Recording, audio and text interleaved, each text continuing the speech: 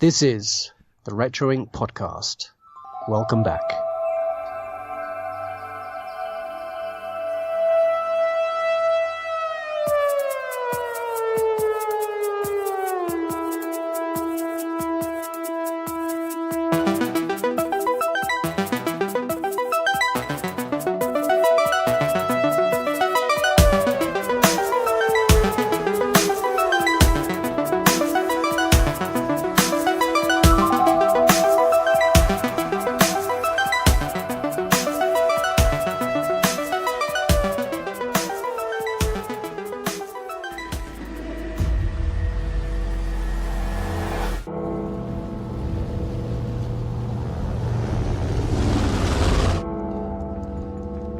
Ago, I was cutting grass in my front yard.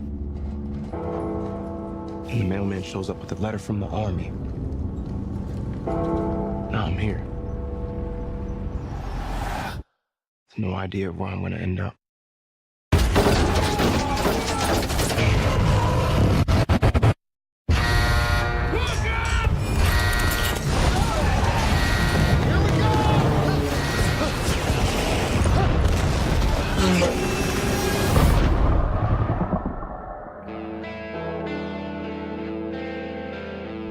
Welcome to France.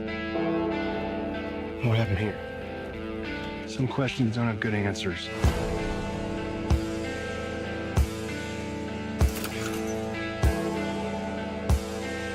There's a lot of soldiers out there, and there's only 4 of us.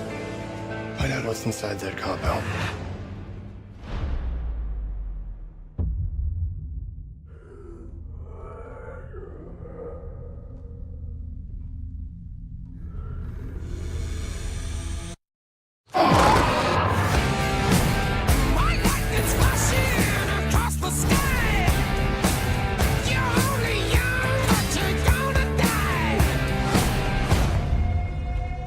What is this? A 1,000-year army.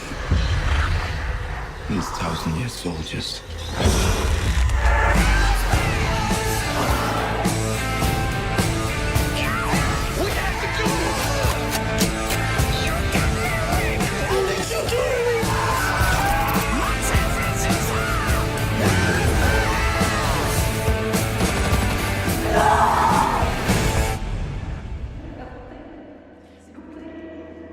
What's behind that wall? What do you do with those people?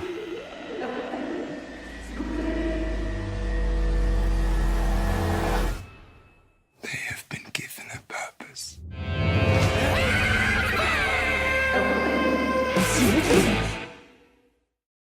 Welcome back to Retro Inc. podcast with myself, Adam, and my co-host is today, and as always, Andy. Hello there. Hello. So, we've just had the trailer for Overlord, a new movie which drops very shortly. What did you make of it? It looks like a bit of good fun, doesn't it? It does indeed. Yeah, the first part of that trailer makes it very serious, but then that guitar riff comes in a bit later on, and I think it goes to set the tone of the movie. Starts off with them with a squad, obviously in planes, probably just about to do a parachute drop when they're fired upon. A very nervous bunch of soldiers on board. And slowly this film looks like it's going to change its mood very quickly. And what we need to find out is who's written it, who's directed it, who's produced it, and who stars in it. So, well, who do we have? It is directed by Julius Avery. Now, to be honest with you, there's nothing I know by Julius Avery.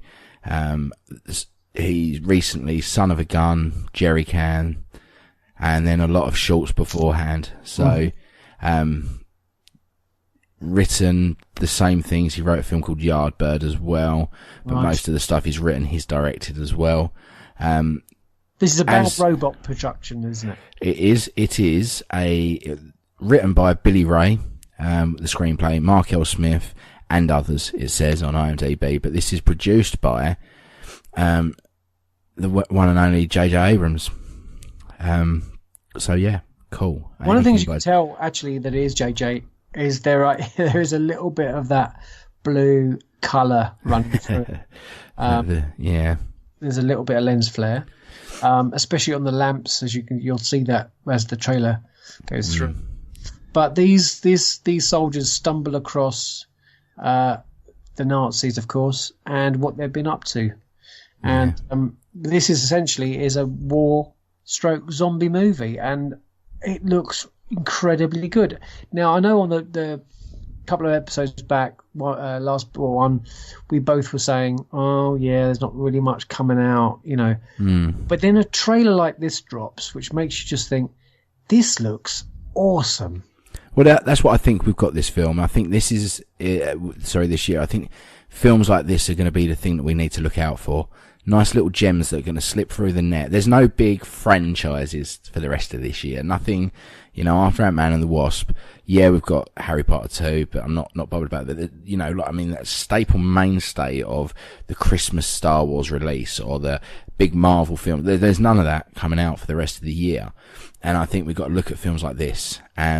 You sent me this trailer to watch, and I was grinning from ear to ear while I was watching it. I love my zombie films anyway, and generally they're not really big budget movies. With a name like Abrams behind it, they throw a bit more money at it, and you can see that from this trailer that this is a bit more of a commercial, all audiences zombie movie. Yeah. And who's starring in this? Because there are some very familiar faces. Yeah, well, there is some familiar faces.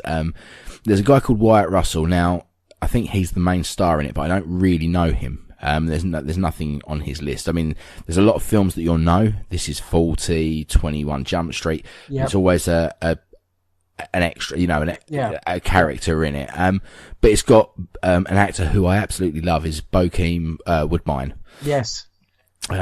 He's fantastic. The Rock, Riddick, is in Homecoming. There's a load of films with Bokeem Woodbine. He's always been one of those that whenever he's in a film, I've enjoyed his performance. So that's cool to see him in it. But there's also two people in this movie which are from Game of Thrones. We've got, now, this is going to be a hard one for me to try and pronounce. We've got Pilu Asbeck. He's a Scottish actor who's in, he's in Agents of S.H.I.E.L.D. Who's that, sorry? One of the actors in this film is in Agents of S.H.I.E.L.D. Yes, you've got Ian DeCastica. Thank you. Yeah, he plays Leo, doesn't he? Yeah, in Agents of S.H.I.E.L.D. Yeah. Now I didn't like S.H.I.E.L.D., but he was pretty cool in it. But we've got Pilu Asbeck and Jacob Anders, who are both from Game of Thrones. That's right. Now Pilu Asbeck plays Euron Greyjoy. He was also in recently. I don't know if you saw Ghost in the Shell. You have, because I know you enjoyed it actually.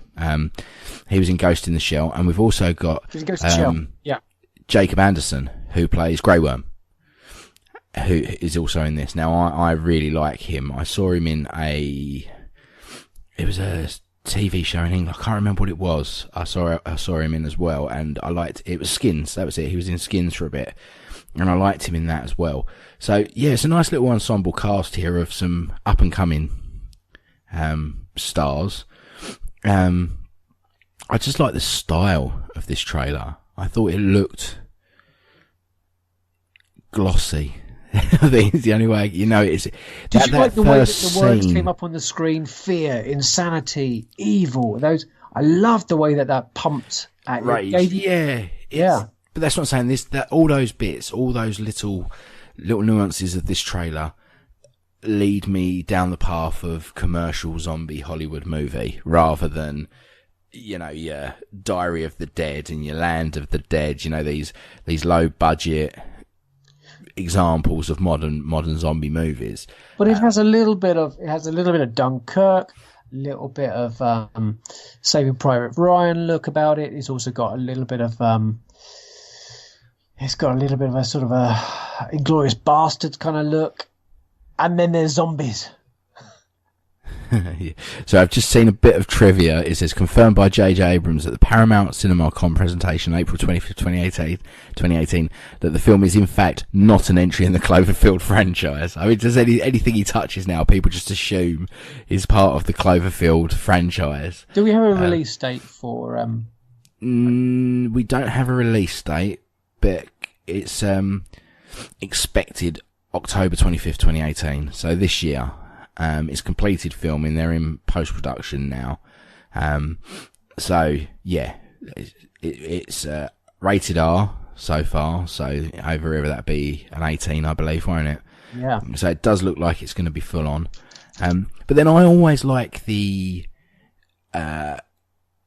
any film that looks at Nazi testing during the World War II, because there was some weird stuff went on there, and I do always like it when they over dramatise it and turn it into something. We could do a whole podcast on literally that stuff. Seriously, totally could, mate. Totally could. It's a very interesting part of history. It's sad, don't get me wrong, and you know it's abhorrent by nature some of the things they did, but to see it dramatised in this way and over the top, sort of, there was no Nazi zombies running around, but it's a fun subject matter, which sounds horrible because obviously genocide and things is not fun, but the subject matter, to see something like this, a bit of alternate history, is always a bit of fun.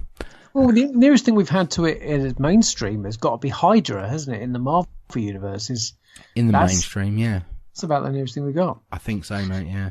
Yeah, so what a great trailer, and you know, we did mention in our last podcast that we'll be talking about this after you've seen the trailer, and I'm really pleased you enjoyed it, because I thought it was right up your street. It is, and I thank you for sharing it to me, because it's one of those that I probably wouldn't have stumbled across until nearer the time. But yeah, I'll watch this one now. I'll definitely keep an eye out for anything that leaks out about this movie during the process, because I want to see some of these guys from Game of Thrones get some work afterwards as well. Now that that's done, I want to see, you know, people like Peter Asbeck and Jacob Anderson do something else, you know, because if... It's going to be a sad day, isn't it, when that final episode drops of Game of Thrones? Yeah.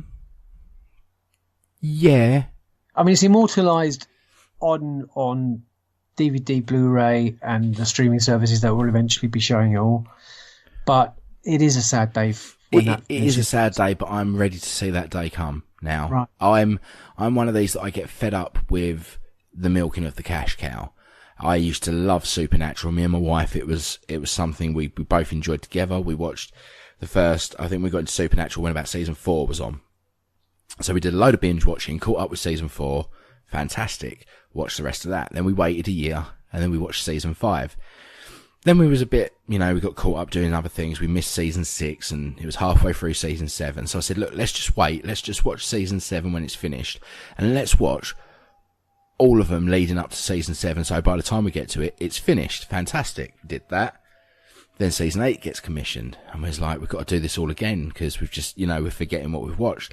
Then season 9, then season 10, then season 11, and then they're saying there's no end in sight for Supernatural, and we gave up at season 7. We haven't watched anything else because I'm fed up with series running far too long. The Walking Dead is a prime example of this. This is something that, let's just get it done. I was saying to you earlier before we started recording about Stranger Things, season 1 as its complete own entity is one of the best TV series ever made. We don't need any more Stranger Things. I want to see more Stranger Things, but what I worry about is in 7 years' time that we're getting Stranger Things season 9. And I want to see a story completed and finished with TV. I want to see it in a nice box on my shelf for me to watch anytime I want to. Lost is a prime example. It's 6 or 7 seasons long. They're fantastic. And as a complete story, it's watchable and it's manageable. But it's like turning around to someone saying, oh, you should watch CSI. There's 21 series of 20 episodes or whatever. There's no way you can get into that and catch up. And with something like Game of Thrones, what they've got is perfect. 7 seasons of around 10 episodes, an hour long each. So we've got, say, 70 hours of Game of Thrones. That's more than enough time to tell a story in. Any more, and you're going to start, and let's be honest, Game of Thrones is very fast paced sometimes. You're trying to keep up with the action because they're cutting a lot of a lot of it out that's not needed, you know, and I think anymore, and I would start to get bored with this. I mean, we've already had to wait 2 years for this next season. And when it finally drops, I will be very excited. I will watch it religiously. And when it ends, I think I'm going to be happy that it has ended. Sad as well. I get what you're saying about the sadness side of it, but I think I'll be happy when I see that end. And I know that I've got a nice contained series of shows there. Plus, we get more anyway. Yeah, exactly. Well, for those DC buffs out there and fans of Legend of Tomorrow and Supergirl and Arrow at San Diego Comic-Con, we saw trailers for the forthcoming series of those three series, and they all look really good. So I actually watched the trailer for season 5 of Flash. I haven't seen Flash since. I was just about to say, and the Flash, and it is fantastic. It looks really That's cool. the one thing. So I was going to say, you know, those three series, and then there's the Flash, which looked out of all of those trailers that we saw for the forthcoming series, that one seemed to be the most exciting. I think they've upped the ante with the visual effects for that, because it looked really good what we saw in that trailer. Now, I don't know, maybe they spent some more time for the trailer on some of those effects. You never know, but it does look good. There was another trailer for a series coming out, a new series. I don't know if you saw it, but for Titans. Yes, indeed. That looked good. It does look very good. I'm on board for that. Now, I'm waiting. I can't say what a particular character did say in that, but it did excite me when I heard it. Beep you, Batman. Yeah, that yes. bit, yeah. I'm waiting for the backlash here with parents that let their kids watch Teen Titans Go. And they go, oh no, you can watch this. And then he comes out with that. But yeah, it's great because Titans has been around for a while, quite a while, and to see something as a feature film of this, I think it's very exciting. Well, that's the thing, isn't it? Because this is a TV series, but I think it's later this year we've got Teen Titans Go, the movie, the cartoon movie coming out. So this is a property that DC are heavily leaning on at the moment. It's very popular. I hope they do this right. I mean, it was action packed. It was violent. It's what I want to see. You know, this again is for the DC streaming service. Yeah, I mean, this is like Deadpool and like what was the other one? Daredevil. They've got this certain je ne sais quoi about them that appeals to people like me and you. You know, a bit more of the mature viewer.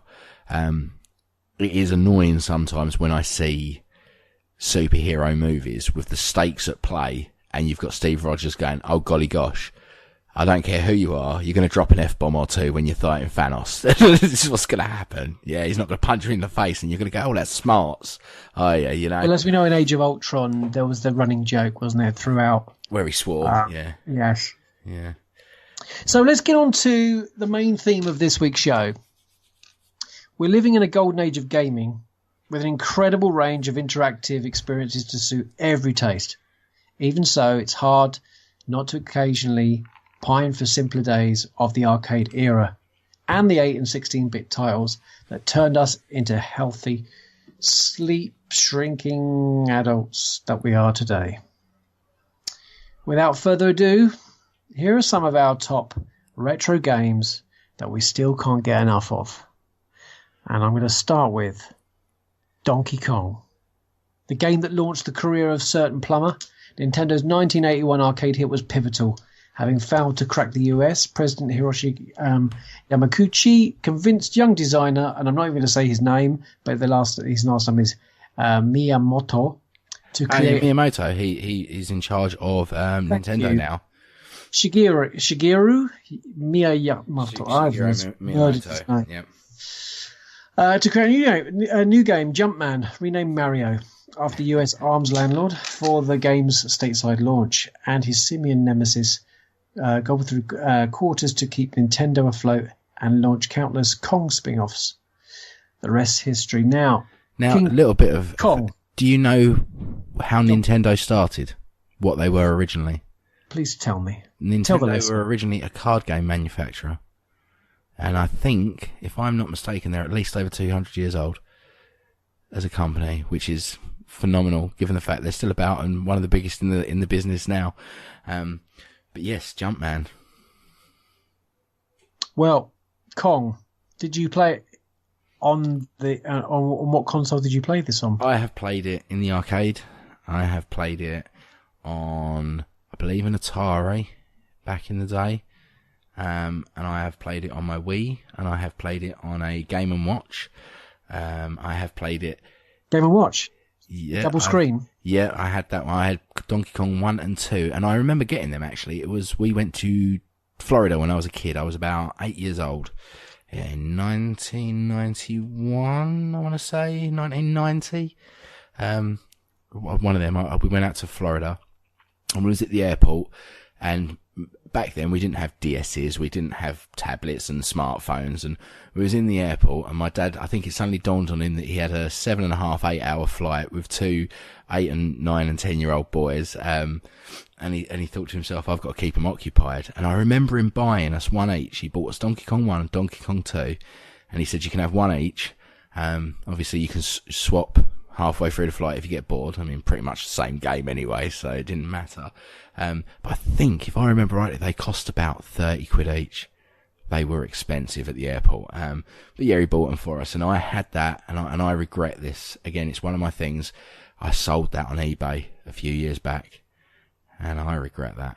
I really do. My first experience of playing Donkey Kong was on the arcade on the Isle of Wight. We went to a Pontins holiday camp, and where a friend of the family, and now quite a famous person, who took me to go and see Return of the Jedi and Empire Strikes Back. Funny enough, he worked. We're gonna try. You're gonna name drop Shane Ritchie. Yeah, Shane Ritchie, and he worked there, and he used to give me like some money to go into the arcade and play Donkey Kong on the arcade machine, nice. And yeah, and it was great seeing Mario hop over those barrels and climb ladders, and use the broken ladder to sort of just escape the barrel, and a very addictive game, as is the next one, which is Pong.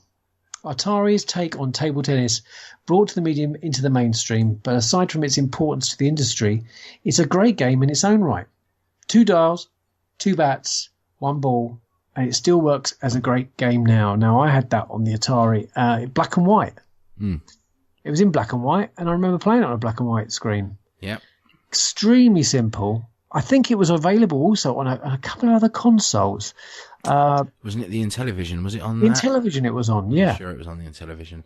I mean, you can't get more simpler than this game, can you? You can't get more simpler than this game, but this game has the core mechanics for essentially most of the games that we have now, mate. I mean, Tetris? The whole concept of 2-player games. I mean, back then we're talking about a time when games weren't really a thing, and not only did they up the ante with something that 2 people can play. This was competitive gaming at home electronically through a TV, and I mean that's crazy. You think about this time when it was all about, let's see this 1 pixel move around on the screen as best we can, and they had a competitive game that's, like you say, essentially core mechanic wise, you don't need much else now to have a good time. You are 2 people playing each other at a game of air hockey, essentially. Essentially, yeah. I mean, I remember all it had was your score, your opponent's score, and menu written in the bottom right hand corner.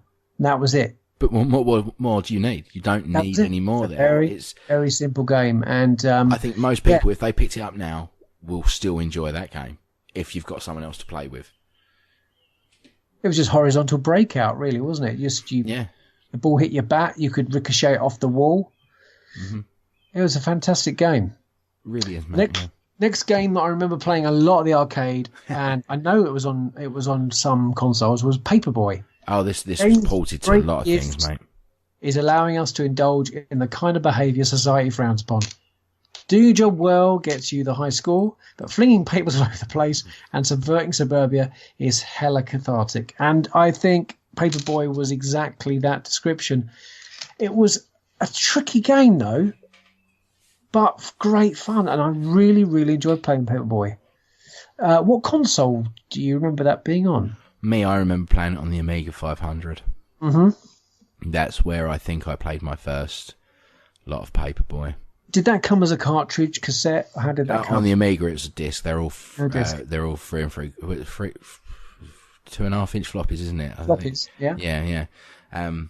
yeah, that's what it all was. And to be fair, like literally all of mine were bought at a boot fair using Xcopy. So, well, I think it's something.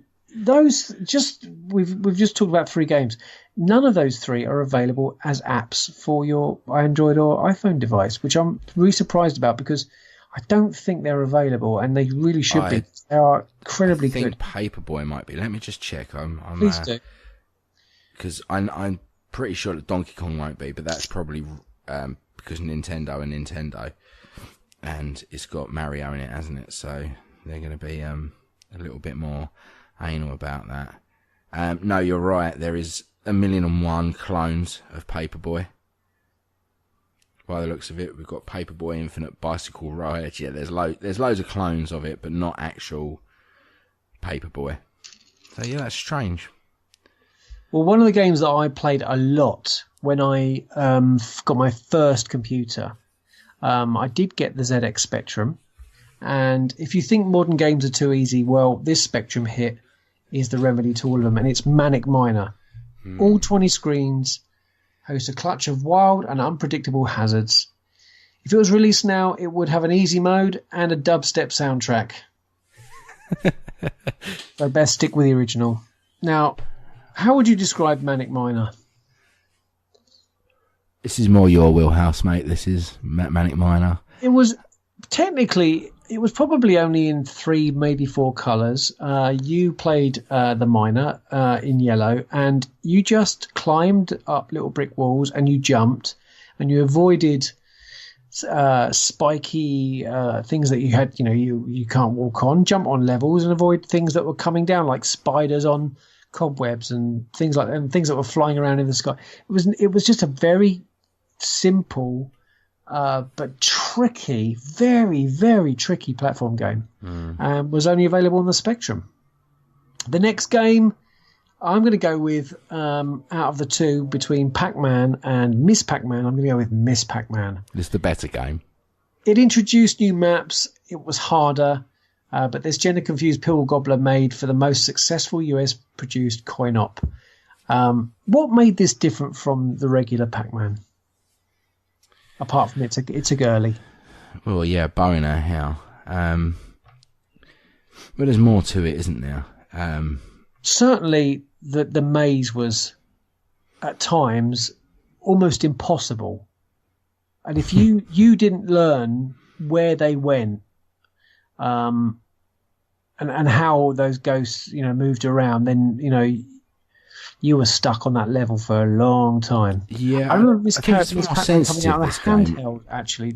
That's how I remember it coming out. Handheld? Yeah, like one of the plug and plays. Mini arcade, yeah. Oh, yeah. Hand, yeah. I mean, yeah, well, you can still buy it now for I think it's about 20 quid in Argos. Miss Pac-Man on the plug and play. It is the better game. People believe it's it's revered as the better game to Pac-Man. It's just more. So I'm trying not to commit genocide here. I'm being eaten alive by gnats again.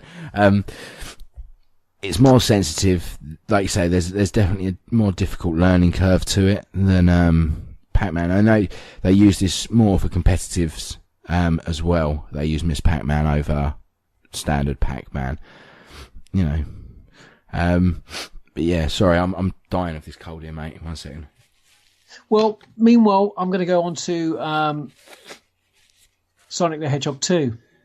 Sega's spinny speed merchant, who proved himself a worthy rival to Nintendo's Mario with his Mega Drive debut.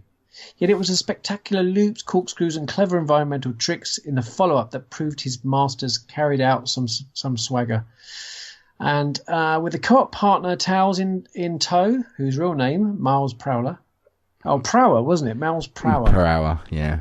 Miles Prower is one of... Is that just as the penny just dropped there for you, has it? It just did. All these years. Yeah.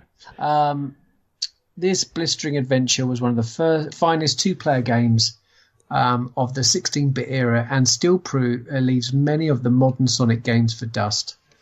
It does, mate. This is a classic. This is the Mega Drive was my bag anyway. This was my childhood. This was another great two-player game, wasn't it? Yeah. I'll go into the story another day when we do near Christmas. I'll do Christmas memories, and I'll talk about my Mega Drive. However, this is something that, you know, this was the character wars, wasn't it? This was when, you know, Nintendo had Mario, so Sega wanted their own character, their own figure for their platform. We had that with Sonic. It took off. Well, I mean, that came out. Sonic 1 came out on the Mega Drive, the Master System as well, didn't it? And I think it got ported to the Mega Drive and Game Gear, Sega Game Gear. Yeah. Now, with Sonic the Hedgehog 2, I remember desperately wanting this when it came out, and it's probably one of my earliest memories of getting a game on release day. You know, I knew this was coming out, and I had to have it on release day. And I still, to this day, love picking it up and playing it. If you've got one of those plug and plays, I mean, I've got my Mega Drive anyway. I have Sonic 2 for the Mega Drive, so I can play it whenever I want. It's such a fun game. It's so much better than the first one. They upped the ante with it. The two-player aspect was great when I was a kid, because obviously I had an older brother, so I was always stuck playing with towels. But it's got some fantastic levels in there. It's got some great music in this game. Even now, I honestly believe that it doesn't look dated. I still think it looks great. The visuals, the graphics on it. I mean, for an 16-bit game, it's something else. I really, really enjoy this, even now. Now, the next game on the list I want you to talk about. Gauntlet. Valkyrie is about to die. Do you not remember it too much? I do remember it, but I think you played this a lot more than I did. This Atari masterpiece had 4 players crowd around a cabinet to finish its labyrinth levels. This situated you perfectly for elbowing someone in the ribs if they ignored advice about shooting food. Now, this is how I played it in the arcade, and to be honest, I wasn't very good at it, so I kind of left this game alone. But I know you played this probably a lot more than I did. Yes, I did. Me and my brother used to play this a heck of a lot. We played it. I mean, this come out, the platforms for it: arcade, Amstrad, CPC, Atari ST, Apple II, Apple II GS, Apple Macintosh, Commodore 64, MSX, Master System, NES, Genesis, ZX Spectrum, and MS-DOS. So this is one of these games that's been ported to everything. We played it on the Commodore 64, I should imagine, first, if I remember rightly, because we had one of them. But then it was probably on my Master System or my Mega Drive that we would have played it later on. I can't remember the amount of hours I've spent playing this game. I mean, it's been years since I have picked it up and played it. I was always the barbarian. It's pegged as a hack and slash dungeon crawl, which it is a dungeon crawler, but to me it's almost it's kind of like, if you're a modern equivalent, I'd say it's like Call of Duty Zombies. It's just waves and waves of enemies coming at you, yeah, and just seeing how long and how quickly you can get through that dungeon and survive. And this was I remember though, 1 coin equaled 600 health. That's what I remember. Yeah. So you knew that you've got to do well, otherwise that your health's going to go massively down, because it's all based on your health score.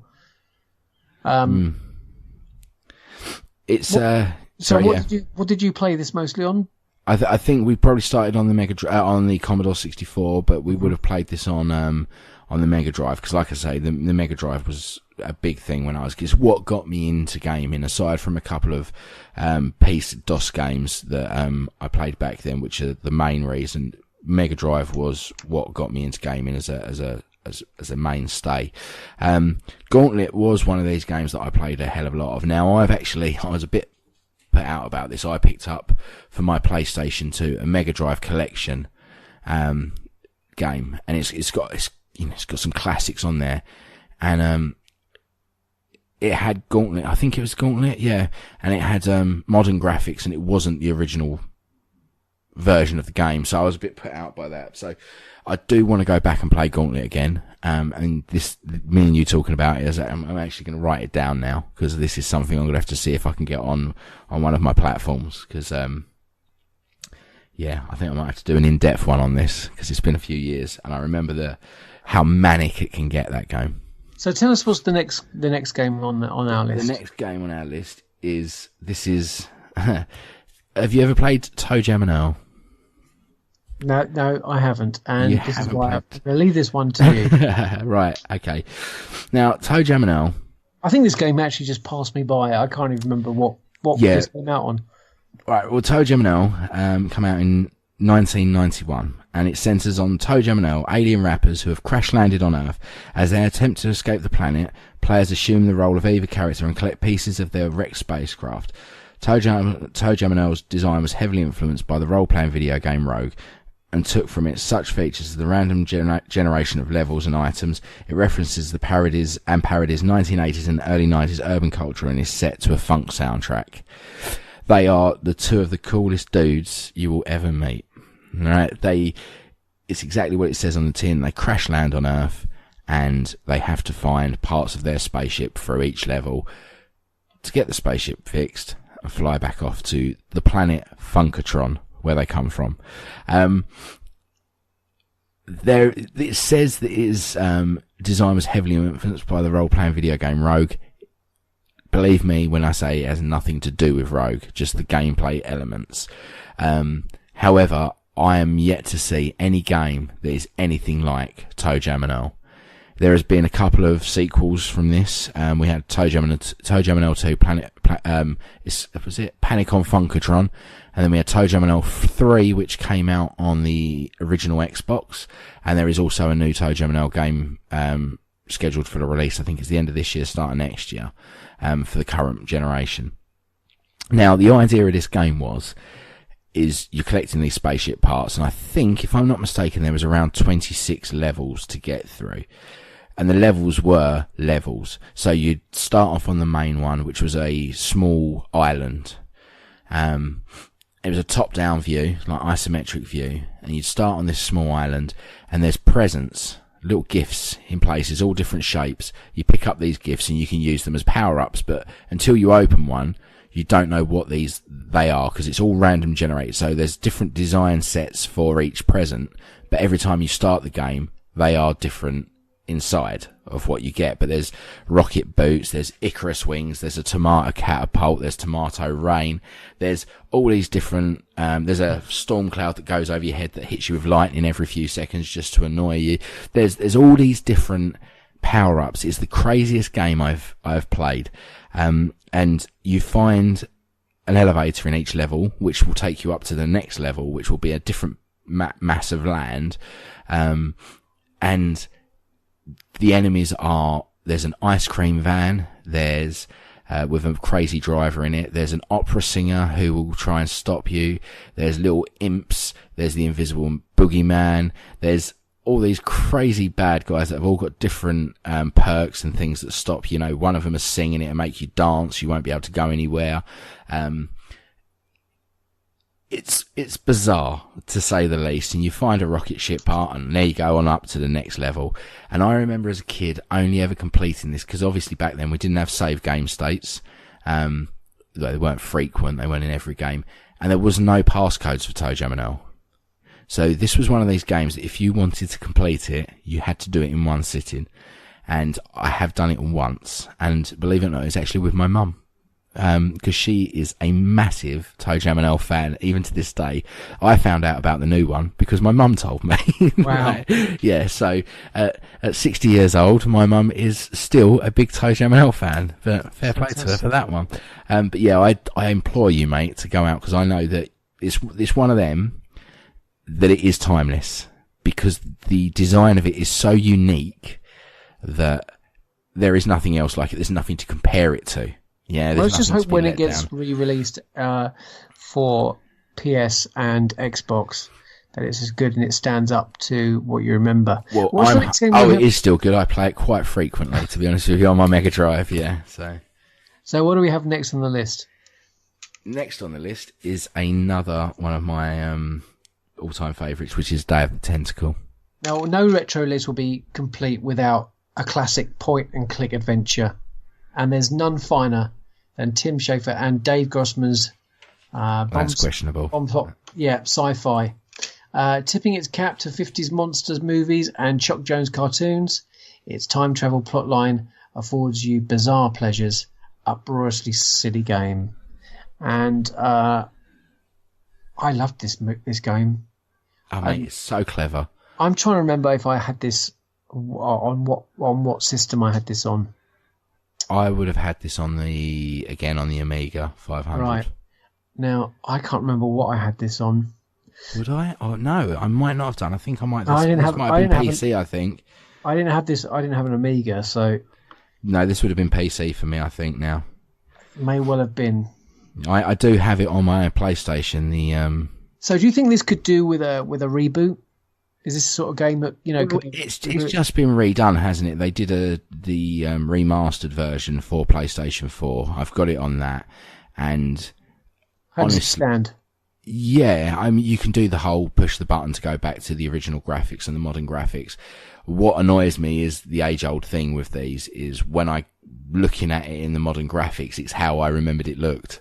Yeah, and when I go back to the old graphics, I'm like, oh god, it doesn't. Well, it just looks like a cartoon, doesn't it? It does, and that's why this game works so well. But it also works well because of, Tim Schafer and Dave Grossman for a start, because the two of them are geniuses in the point-and-click world. But the gameplay element of the time travel in this game is what makes it stand out above a lot of other point-and-click adventures. I remember playing this and my mind being blown when I had to get rid of that tree in the garden. And to do so, you have the three characters, don't you? One's in modern times, one's in the past, and one's in the future. So the Laverne, I believe it is, she's stuck in the future up a cherry tree outside the house, and you can play as these three different characters independently, switch between them at any point you want. But you have to go into the past and play as Hoagie and cut down the tree as a sapling, and then it cuts to the future and Laverne falls from the sky onto the floor and there's no cherry tree there.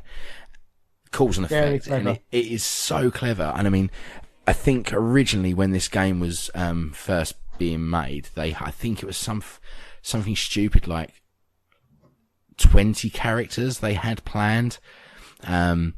But I think as time went on with it, they suddenly started to realise that it wasn't going to be possible to keep all those threads working together. But I think it works. It works well with just the three characters, and the jokes in it, man. I mean, it's a funny game. The Tentacle himself as an antagonist is phenomenal. I spent about a year of my childhood drawing pictures of this Tentacle everywhere I went. I got quite good at drawing him, but it's one of those. It's a timeless classic because, like you say, the way it's drawn, the subject matter, and the comedy, none of it has aged poorly. I highly recommend this game to anyone that's not played point and clicks before, because this may get you into that genre. Well, the next game I remember more in the arcade than on the Super Nintendo. This is Capcom's Street Fighter II Turbo. The smoky arcades were filled with old cabinets that had been left scarred with cigarette burns and unused credits sliding down onto floors that are perpetually sticky with cheap, stale booze. It's teaching friends how to do the perfect dragon punch motion. It's beating that bigger kick by doing blanket electric attack. It's unlocking Akuma and then immediately losing half of your life bar within seconds. Turbo might be the definitive version of Street Fighter 2, but whichever one you played, the memories will no doubt still vividly linger, and it really does for me. And I've been playing that on that little machine that we saw in Mankind every time we've gone in there and had a little go on Street Fighter. But Street Fighter 2 Turbo was just that next level graphics. It was a great beat 'em up game, and I absolutely loved it. Most of my friends had it on the Super Nintendo. Did you have it on the Super Nintendo? Didn't have a Super Nintendo, mate. For me, it was Mortal Kombat. Indeed. That didn't make our list. I popped this in there instead because I think, it's much more. We've got to reiterate here is this isn't our favourite games. No, these are games that have made a impact generationally in video games. I know Mortal Kombat has, but if you're going to put the two next to each other, Street Fighter is definitely more culturally important than Mortal Kombat is. So without a doubt, and that's why this list is as it is. And also, Mortal Kombat, as far as I remember, I didn't see a lot in arcades.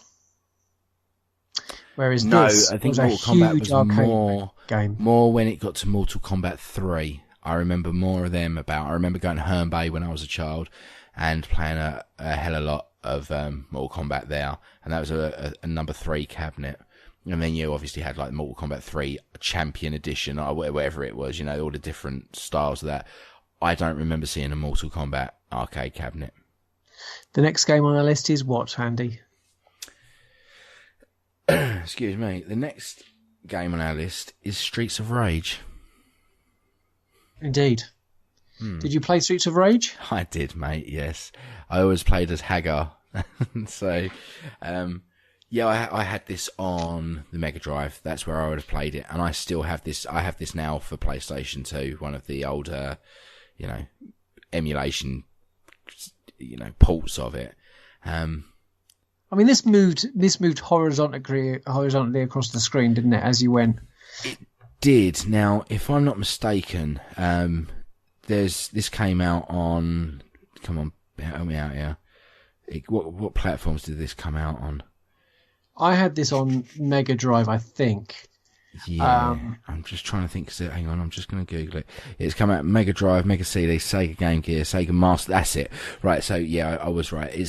This came out on the Master System, and I think it was originally they could only have the 2-player characters and 3 NPCs on the screen at a time. On the original Master System version. So if you are playing, I'm sure it is this way round. I think it was the Master System that if you're playing that version, you get a lot less enemies on the screen at once, and it's a much easier game because of that. If you play it on the Master System, it steps up because of the 16-bit. They could have a lot more things going on the screen at any one time. But yeah, I played this. It would have been on the Master System, the Mega Drive. Sorry. 2 players, 2 pads, too many fizzy drinks. Yeah. Anyway, the final fight, but this game definitely had the edge. Stop, mate. Stop, partly mate. due to Stop. Adam. Shh. Signal. I've got you back now. Yeah, I lost you then. Too many fizzy drinks. That's what you got up to. 2 players, 2 pads, too many fizzy drinks. The only way to play Sega's Bruising Brawler was with a partner. It was a rival to Capcom's Final Fight, but this game definitely had its edge, which was partly due to Yuzo Koshira's particularly memorable score. Now, that music is quite, it's still in my head, that soundtrack. Very repetitive. But Very repetitive. Next on the list. Next on the list is Space Invaders. There's not much we can say about this, mate. People know how important this is. Plato's 1978 classic was the first cover shooter. As you attempt to fend off an extraterrestrial force, your pulse would quicken along with the music as the aliens came closer, whilst blasting the flying saucer was as satisfying as a Call of Duty headshot. Now, not a lot to be said about this game. It's a seminal masterpiece in arcade and home console gaming. And in life, Matt, I think if people are here listening to us and they haven't played Space Invaders or know what it is, then they should just go away. Well, indeed. Really, we don't serve their kind here. I think most people who listen to this also have once in their life played The Legend of Zelda. If Super Metroid taught us to fear the unknown, Link's epic quest made it exciting again. A top-down Hyrule rammed with secrets and surprises, it's a delight to explore.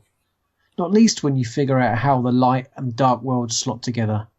Unlike these days, where you've given a nudge if you stray too far, here you're encouraged to get gloriously, hopelessly lost. and you'll have a whale of a time doing so. Now, I've not been a Zelda fan. I think I very briefly played it. I think on a DS. And that's about it. But I know what a mega fan you are of Zelda. Oh yeah, I'm. Believe it or not, I got into Zelda through obviously Ocarina of Time, which is revered as one of the greatest games ever made, and I completely understand those feelings towards that. It's I hate the saying for the time, but for the time it was far superior to anything I'd seen before. There was an N64 that I played the Ocarina of Time on. Then we had the not as good sequel, Majora's Mask, which is still a lot of fun.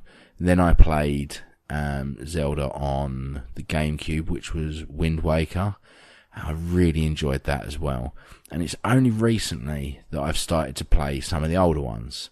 Now, I'm yet to play The Legend of Zelda, but I'm actually playing Link to the Past, which is the second one, which is mooted as being a better game, but this is about importance of games.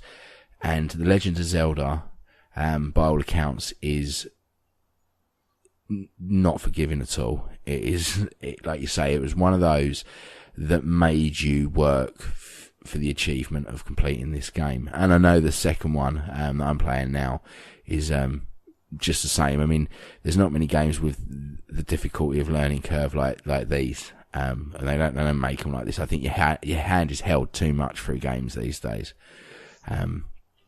So, Legend of Zelda: A Link to the Past is the ultimate in the Zelda games, without a doubt. Yeah. What's the best platform to play this on, would you say? Well, I'm a semi purist, so go for the NES every time, mate. You know, this has come out on. I mean, I can give you the list of consoles this has been released on: the Nintendo Entertainment System, the Super NES, Game Boy, Nintendo 64, Game Boy Color, Game Boy Advance, GameCube, Wii, DS, 3DS, Wii U, and Switch. Yeah, I believe that's because it's through the what do they call their store? On the Wii. I can't remember what it's called now, but they have a retro gaming part of it with all their old games on it. But go out and play it. I mean, if you've got a Switch, download The Legend of Zelda. If Link to the Past is on there as well, go get that. They're great games. Even now, these JRPG style top down, they're still fun. They're like I say, they're games like Toe Jam and Earl that just don't age because they're perfect the way they are. Yeah, that you don't need, like as much as we was going on about Pong, it's still great fun. You'll still have a good time playing it. You don't need much more than that. But there are games out there now that use those mechanics in better ways. Essentially you can play football, you can play FIFA, you can play things like that. That's what Pong spawned, was the ideas of creating games that we have now like that. Whereas people still make JRPGs in this style, and there's a reason for that, because if it ain't broke, then don't try to fix it. Exactly. Yeah. Real classic. Now, the next one on our list, we did actually swap, because I personally think that this game may not be quite as seminal as the one that we've chosen instead. But the game is Duck Hunt. The precursor to the modern first-person shooter, Duck Hunt, didn't allow you to just blast zombies, mutants, or even mutant zombies. But lowering the waterfowl population was just as satisfying.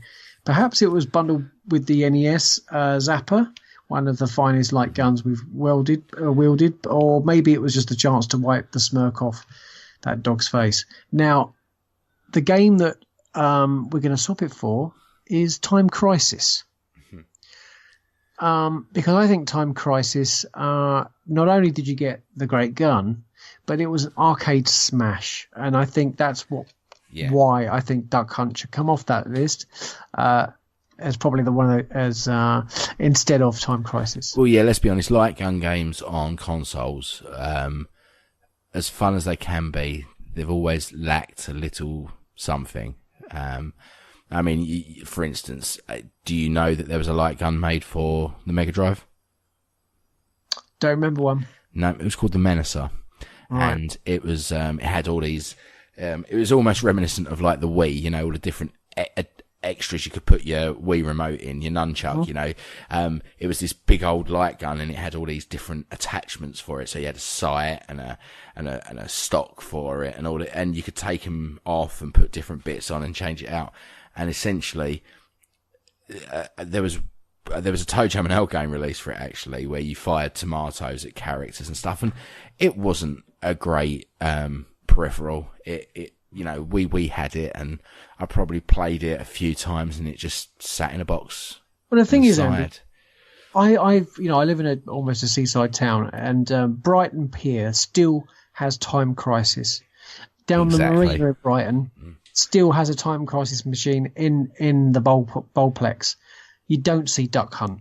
No, and this is the thing. Things like Time Crisis. I mean, it's one of those names where if I said to people, anyone that I know that maybe plays a couple, I had of it on the games, Sega Mega Drive. I had it on the Sony PlayStation. Yeah, it's not great on there, but it's a bit of fun. But these are the games you want to play. There's something almost. There's a little bit of pageantry with them. When you go to an arcade, I'll watch people playing them. You know, I like watching people play things like Time Crisis. They get into it. There's a certain bit of fun just watching people play it, as well as playing it yourself. I mean, I've spent many a pound coin in many an arcade, having a game of Time Crisis, and even, for instance, like my wife, she's not a gamer. I think she's played Buffy Chaos Bleeds, and that's about it. And when we go to the arcade, if there's a Time Crisis machine, she'll be straight on there with me. And these time and light gun games work better in arcades. I mean, even now, I went to the Seaside a few weeks ago, and they've got a Walking Dead game. Yeah, there's a light gun game, and it's quite a scary game. Yeah, actually. It is. And there's an arcade. There's a bowling alley near my house, and in there is an arcade machine that is an Aliens game. We don't get traditional arcade machines anymore, but what we do get is a lot of light gun games. They're still being made now, and they're still important. I was really gutted when my PlayStation gave up the ghost. I mean, it got so bad with my PlayStation that I had to turn it upside down to get a disc to load. But Time Crisis was my absolute favourite. I loved my gun, my grey handpiece. It was just a fantastic looking thing. And to go with a game that goes with your console, it just looked epic. I used to love leaving my gun just sort of lying on the floor next to PlayStation because it looked that good. It did look good. It had some weight to it as well. It was really nicely made, that was. Yeah, it had a bit of a recoil to it as well. But it's just a phenomenal game. Am I mistaken that one you could pull the thing back to reload it? Yeah. Oh, yeah. Fully interactive, which is just a marvel. Absolutely loved it. But I think this next game is one that probably everybody got into, and its theme tune is probably still in people's head, and that is now. I think it was a rave track. It was. I certainly remember it being sampled for a rave tune. Well, no, they did actually release a Tetris. It was called Tetris. And they did release that song as like you say, a rave track. It's odd to think that a game centering on finding the best way to successfully arrange a group of coloured shapes should have been, at its best, been played on a machine that was incapable of playing more than 4 shades of greenish grey. But regardless, the Game Boy version of Alexei Pajanov's opus was simply the perfect match between game and hardware, and it really was, wasn't it? I mean, we've got games like Candy Crush now, which, you know, is paying homage to that kind of game, isn't it? Mm-hmm. Yeah, without Tetris, I don't think gaming would be where it is now. There's a few games like this: Pong, Space Invaders, Tetris. They all sit on this podium of importance that surpasses a lot of other games that we've spoken about in this. Yeah. There's games on this list that are important for certain reasons of gaming, and there's games such as those 3 that I've just mentioned that are important for gaming as a whole. for gaming to move forward and to gaming to become culturally significant to every day. Without these type of games, we wouldn't. I don't believe that we would have consoles in majority of households. Like you say, Tetris was a game that not only did little Billy play, but little Billy's nan played it and could understand it. Could understand the mechanics. It's one of those that I think if you sat someone that had never played anything before and let them watch you for 5 minutes, they would totally understand. Am I right in thinking that you used to be able to get Tetris on your Nokia? Yes, yeah, I believe you. I make you right there. Yeah, okay, hang on. I'm just going to read through here. It was voted number 2 on IGN's 100 Greatest Video Games of All Time in 2007. So there you go. Tetris franchise has sold more than 170 million copies. That's incredible. It, approximately 70 million physical copies and over 100 million copies for cell phones, making the best-selling paid downloaded game of all time. Yeah, what a game, mate. I remember the first time I ever played Tetris, and I was late to the party with this one because I didn't play it the first time round. I played Columns quite a bit on my Master System, and games akin to this. Like I say, without Tetris, I wouldn't have played that. But I remember playing this, and I must have been about 16, I think, was the first time I played proper Tetris. And it was around someone's house. I'm going to use that in brackets. Squat, yeah, I think, is more appropriate. And they had this tiny, do you remember those tiny little, I think they were like 6-inch black and white TVs with the colour, like it was plastic, like see-through pink or blue or green, you know, these crappy little black and white TVs. And they had it plugged into that. And we was playing, Tetris on that, and there must have been about 15 of us in this room passing that pad between us, going through and just having a whale of a time on the such only a reason I simple bought game. a Game Boy was because of this game. Yeah, only reason why I bought a Game Boy was because of this game. Yeah. What an incredible piece of engineering and such a simple idea. Now, the next game is Super Mario Kart. While everyone has their favourite Mario Kart, from the 4-player thrills of MK64 to the weaponised mayhem of Double Dash, few would deny the SNES's game's claim to the top spot. It's aged beautifully, and unlike many of its successors, every victory is hard-earned, gaming's finest spin-off. Now, I remember this game in the arcade. I know it was on the Super Nintendo. I think pretty much everybody who had a Super Nintendo had this game as part of the reason why you had a Super Nintendo, wasn't it? It was to get Super Mario Kart. Yeah, there's games that define a console, and this is one of them. I personally I played this a little bit around a friend's house. I remember a bit when I was younger, and I've played it since, obviously emulation and things like that. But we played 64 more than any. I was house sharing at the time with a bunch of hippies, and all we had was a big TV and an N64. So I think one day we managed to play GoldenEye for, I think it was about 14 hours solid, and no doubt straight away Mario Kart 64 goes on for the next 10 hours of that day. They're great games, mate. They really are good. A lot of people have tried to emulate this success of them. We've had, Crash Team Racing, and I can't remember, the Street Racer, I think it was on the Mega Drive. We had all these kart games, but none have managed to capture whatever it is that Nintendo do with this. Yeah, this is without things like Mario Kart, we wouldn't have these modern racers in this the fun capacity. I think we'd have all the sims and stuff like that, but Mario had that competitive element. The weapons that you could use in it and the power-ups were all great fun. I mean, you use that rocket to someone in first place and you take them out and take their lead. There was arguments aplenty in our house back then.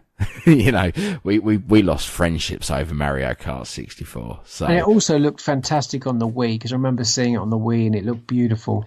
Yeah. I actually in my day job where I drive, I go past every week a place called Rainbow Road, and every time I see it, a little smile crosses my face, and I just think I always want to go down there. I don't have to go down that road, but I always just want to go down there to see if it's. I don't think I should drive like I do in Mario Kart in my van, but yeah. Well, another racing game, which was another arcade machine that I put a lot of money in, was Outrun. A high-end car, which was a red Ferrari Testarossa, a beautiful blonde-haired girl, blue skies, and a long strip of road to the horizon. It's not so much a race, it's a high-end speed cruise, taking you on the ultimate US road trip. Now, I don't know if you played Outrun in the arcade, mate, but it was... I was always on that machine. Mate, I've played many hours on Outrun. It's a frustrating game as well, because you could get through the first couple of checkpoints, but you just had to keep putting those coins in that slot to get that little bit further. Great theme tune as well to that game. And just saying, if he dumped her out of the car, the weight ratio would have been better. A hell of a lot faster. So it would have done. Sensible soccer. For a certain generation, football rivalry wasn't just between FIFA and Pro Evo.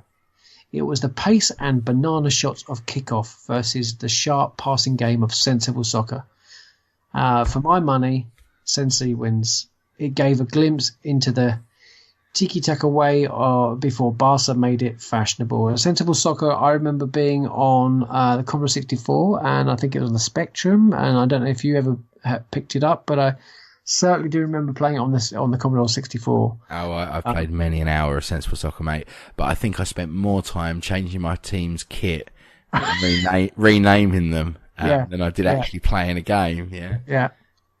It was the first football game really that I think most people played on their console, and fantastic game. Mm-hmm. Now we're going to go back to Super Mario, and this is Super Mario 3.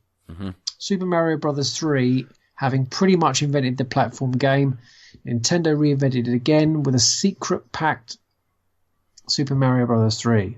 Then repeated it with Super Mario World, the best two side scrollers of all time. It's a heck of a job to separate them. The sprawling ambition of SMB3, or the invention of SMW, the frog suit or Yoshi. The Super Leaf or the Cape Feather. We plumbed for SMB3, but they're so close to game of perfection. There's nothing in it, really, is there? No, I'm not a big platform fan. I never have been, really. I'm always a bit more of a role play, or even back then, hack and slash was more of a thing for me, or something like Toe Jam and Earl that's a little bit out there. But there's no denying how bloody good Super Mario Bros. 3 is. Like I said, I didn't have a SNES back then. I was Mega Drive, but a friend of mine did, and it was my brother's friend. And I remember going around there with him, and we were sitting there in this guy's bedroom, and we must have. Obviously it was probably only an hour and a half, but it felt like the whole day we were sitting there playing Mario 3, and I was blown away. I was just thinking to myself, why can't I have a Super Nintendo? I needed to play this, and I remember getting old enough. For emulation in my own computer, that one of the first things I ever did was got Super Mario Bros. 3 and played it, because it is phenomenal. So, Andy, of those 20, if you could wipe away from history all but 3 of those games, which of those 3 games would you What would I keep? Right, okay. Okay, now, what are the 3 masterpieces there? But what are we talking here? Personal choice for what I enjoy, or are we talking about what's important? Bit of both. Well, there's 2 different lists there, my mate. For me... Only 3? You're going to pick 3 of those games.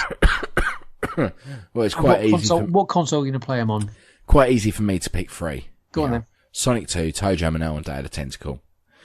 Because they cover 3 bases. If I was to, if we're doing Desert Island games here, there's 3 different styles of games there to keep me completely amused. I've got a great story, narrative-driven game with Day of the Tentacle. It's a slow-paced game. I can sit there, I can enjoy myself.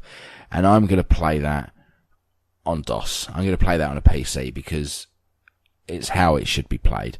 Then Toe Jam and Earl because it's randomly generated. It's a little bit different every time. I can sit there and I can play that game, and if you said to me, let's just play it for an hour, we don't have to get through the whole thing. It's just fun. You can waste time playing it. It's like the modern equivalent of a phone game. You can pick it up, put it down. It's great. And Sonic 2, because it's Sonic 2 and it's one of the greatest platformers ever made. And obviously on the Mega Drive for that one. So, what about yourself? I'm going to take Sonic the Hedgehog 2. Yeah. I'm definitely going to take Miss Pac-Man, and I'm going to take Time Crisis. Nice little mix as well. Yeah, that'll keep me amused. 2 games that I would like to have seen on that list, or actually 3, is Defender, which I'm a huge fan of. The next game would be Tempest. Now, I believe Tempest is coming very soon to Xbox, and if it's not already out on Xbox, I need to check that. But I'm definitely going to buy it. Now, if you've never played Tempest, it's another phenomenal game. It's geometric shapes. How else do I describe it? You just shoot down into infinity, don't you? Shoot in shapes that are coming towards you, and it's very addictive, and it's just marvelous. I loved it. It's very simple. I remember the dial that you used to have on the arcade of that. And the other game that I would love to be playing again is Wipeout 2097 on the PS. Now, I've got a story about that. Go on then. Now, see, I have a friend who works in a theatre, and I'm not going to name any names because we might have broken some rules. But there was a Christmas. When you work in a theatre for pantomime, you do get-ins and get-outs, and it's all the sets and everything and design. Basically, when the panto's on, my friend would spend the whole of that time at work over Christmas. He didn't go home, essentially. He'd work 17, 18 hours days, and he would sleep in the staff room and then get up and start again, because panto, as you can imagine, is one of the busiest times of the year for him. So we didn't see much of my mate. I'm going to call him Jeff for the instance of this conversation. But, Jeff called us up one day and he was a little bit bored. He was a bit put out. He'd been at work for 3 weeks solid, and he called us and he said, lads, I'm a little bit, just want to do something. He said, come down and we get a pizza. So we went down to the theatre and we took the PlayStation with us, and we plugged it in and we played it on the cinema screen. So, yeah, we played a bit of GTA Vice City, which was a little bit too much. You're looking up, down, left, right at the screen to see what's going on. But we played a bit of Wipeout, and it was immense. It was stupid. It was the sound as well, because we had it all plugged into the theatre surround and everything. It had an amazing soundtrack, didn't it? Chemical Brothers, Prodigy, Orbital, and I mean this was a time as well. Me and I back then when this came out, I was making electronic dance music in many a different bands and producing music. I actually bought the CD soundtrack of that game because it was just. It is incredible, brilliant. It's as racing games go, it's probably one of my favourites, aside from some of the Burnout games for stupid good fun. The Wipeout games are fast, high octane. Not available as an arcade, was it? Which was a shame. It wasn't. No, I mean probably in Japan somewhere you might be able to get one, but nothing over here. And I think that's why a game like that, unfortunately, isn't necessarily a retro game. No. But would have been an amazing arcade game. Mate, you're right there, mate. Even if you had a chair that had a bit of haptic feedback or something as well, it'd be really cool. Especially when you're going around some of those tight turns and feeling a bit of the feedback of it and that. It's intense. It's intense. So there's not many games where I'm sitting there and I can feel my heart going and I'm gripping onto the pad and I'm sitting up. It's not something you can sit back and, Burnout. Ships, right? Burnouts. I mean, they're just ships. Burn around a corner in Burnout. You can hit the wall and you can have a laugh while you're doing it. You can't afford that in Wipeout. You need to be on the ball, taking those corners and planning your next move. And they're beautiful looking ships. Great soundtrack, beautiful design. Yeah, fantastic games then. Well, mate, it was an absolute pleasure going through Yeah. Those 20 games. It's about time we did games. some games again, wasn't it? It was, and I think this was the episode that I was sort of planning in my head. Well, we've done a lot of movies, we've done a little bit of gaming, but we really need to look at the sort of the seminal 20 arcade console games that have been the best there ever has been, and those are those games. From the past, we want to remind people here we're not going current generations or recent generations, because this, we do talk modern stuff on here, but I think with games like Fable would go on my list, but with Fable, I think it's still too recent to class it as a retro game. I mean, I know we're talking 15 years now. Yeah, and I'd add, Knights of the Old Republic. Yeah. We would be, we could be here all day. But those retro games, are on those machines that certainly in the 80s and 90s were, well, I mean, everybody had one, as far as I remember. Yeah, totally. I mean, certainly if you was in your teens and your 20s, you had one of those machines. You had a SNES, a Cube, you had a Mega Drive. Totally. Maybe totally. I mean, like I say, my wife, who's not a gamer, still had a PlayStation 2. She might have played a couple of games here and there, used it to play CDs in her bedroom or DVDs or whatever. But, like you say, everyone had one. And the reason why everyone has consoles now is because of some of these games we've just said on this list. So, yeah. Well, I hope our listeners enjoyed this episode as much as we did talking about them. Do join us next time on the Retro Inc. podcast. And I've been Adam, and my co-host Andy. Thank you very much. Thanks for listening. Catch you next time.